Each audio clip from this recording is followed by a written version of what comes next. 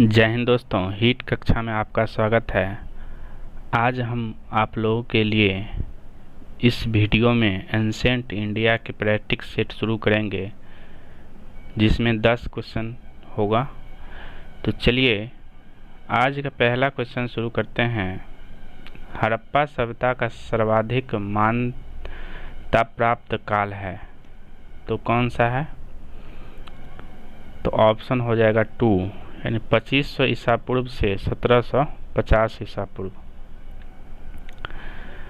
Next question देखते हैं। Second number, Sindhu घाटी की सभ्यता निम्नलिखित में से किस सभ्यता के समकालीन नहीं थी? तो किस सभ्यता के समकालीन नहीं थी सिंधु घाटी की सभ्यता? ग्रीस की सभ्यता।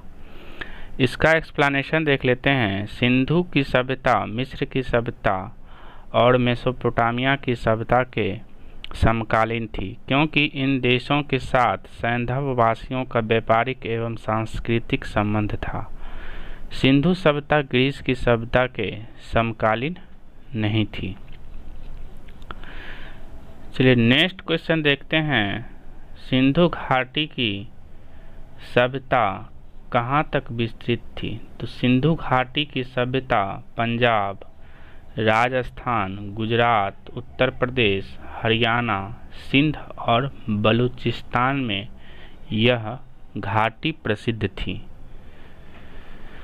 चलिए नेक्स्ट क्वेश्चन देखते हैं।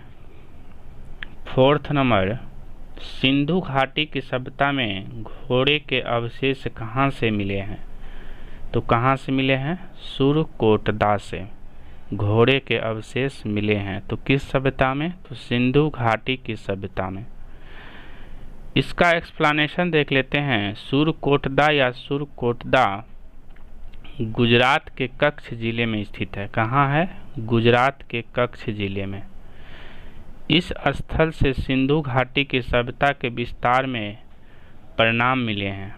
यहाँ घोड़े की अस्थियां एवं एक अनोखी कब्रगाह मिली है।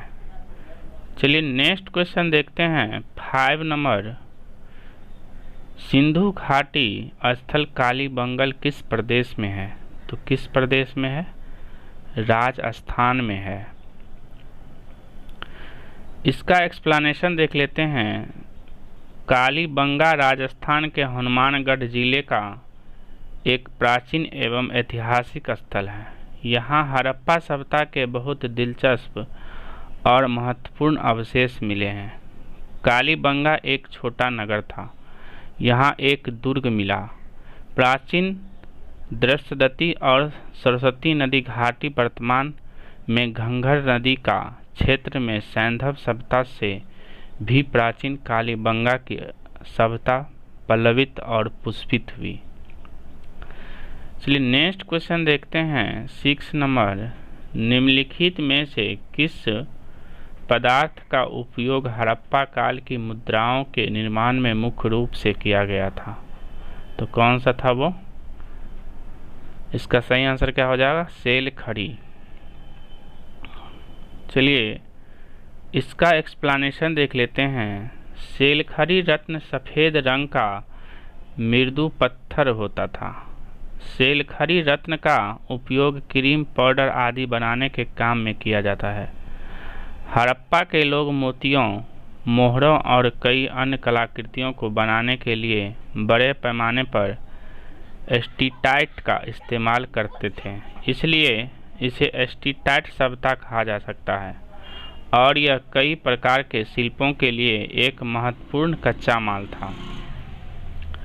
चलिए नेक्स्ट क्वेश्चन देखते हैं। 7 नंबर, हड़प्पा सभ्यता किस युग की थी? तो किस युग की थी?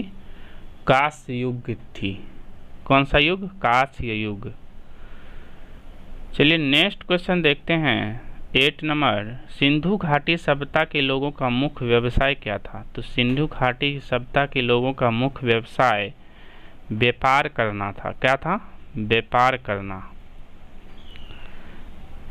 चलिए नेक्स्ट क्वेश्चन देखते हैं। पहले इसका एक्सप्लेनेशन देख लेते हैं। हड़प्पा सभ्यता में हमें कृषि और पशुपालन की पर्याप्त व महत्वपूर्ण जानकारी प्राप्त होती है। हड़प्पा सभ्यता के लोगों ने कृषि पर अत्यधिक ध्यान दिया। मोहनजोदड़ो, हड़प्पा और कालीबंगन में मिले अन्नागारों से यह स्पष्ट होता है कि अनाज इतनी अधिक मात्रा में उगाया जाता है कि उनसे हड़प्पा वासियों की तात्कालिक आवश्यकता की पूर्ति हो जाने के बाद भी उन्हें जमा किया जा सके। सिंधु सभ्यता में फसल काटने के लिए सभ्यता पत्थर व तांबे के हंसिया का उपयोग होता था। यहाँ से कोई फाड़वा या फाल नहीं मिला। कालीबंगन की पूर्व हड़प्पा अवस्था में हल से खेती किए जाने के साक्ष्य मिले हैं। ये हल संभवतः लकड़ी के बने हुए होते थे, जिससे निचले सिरे पर लकड़ी या तांबा की फाल लगी होती थी। चलिए नेक्स्ट क्वेश्चन देखते हैं। 9th नंबर, हड़प्पा सभ्यता के निवासी थे। तो हड़प्पा सभ्यता के निवासी शहरी थे। कौन थे? शहरी। चलिए नेक्स्ट क्वेश्चन देखते हैं और लास्ट क्वेश्चन यह हमारा होगा, सिंधु सभ्यता के घर किससे बनाए जाते थे? तो किससे बनाए जाते थे? ईंट से। इसका एक्सप्लेनेशन देख लेते हैं। इस सभ्यता की सबसे विशेष बात थी कि यहाँ की विकसित नगर निर्माण योजना हड़प्पा तथा मोहनजोदड़ो दोनों नगरों के अपने दुर्ग थे, जहाँ शासक वर्ग का परिवार रहता था। प्रत्येक नगर में दुर्ग के बाहर एक उससे निम्न स्तर का शहर था, जहाँ ईंटों के मकानों में सामान्य लोग रहते थे।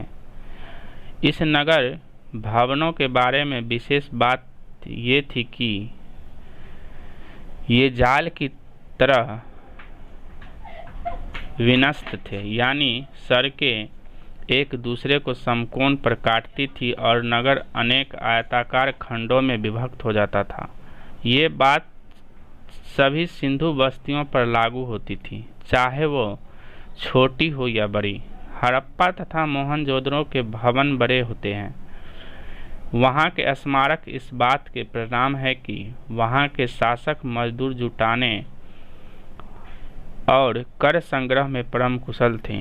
ईंटों की बड़ी बड़ी इमारत देखकर सामान्य लोगों को भी यह लगेगा कि ये शासक कितने प्रतापी और प्रतिष्ठावान हैं। तो ये रहे हमारे एंसेंट इंडिया के 10 क्वेश्चन जो हमने अभी प्रैक्टिस किए। यदि आपको वीडियो हमारा अच्छा लगे तो लाइक करें और जितना से जितना हो सके शेयर कर दें। यदि आप हमारे चैनल पर नए हैं तो चैनल को भी साथ साथ सब्सक्राइब कर दें एंड बेल आइकन को प्रेस कर लें, ताकि मैं जो भी वीडियो अपलोड करूं आपको नोटिफिकेशन के तौर पे मिल पाए। फिर मिलते हैं नेक्स्ट वीडियो में। Thank you.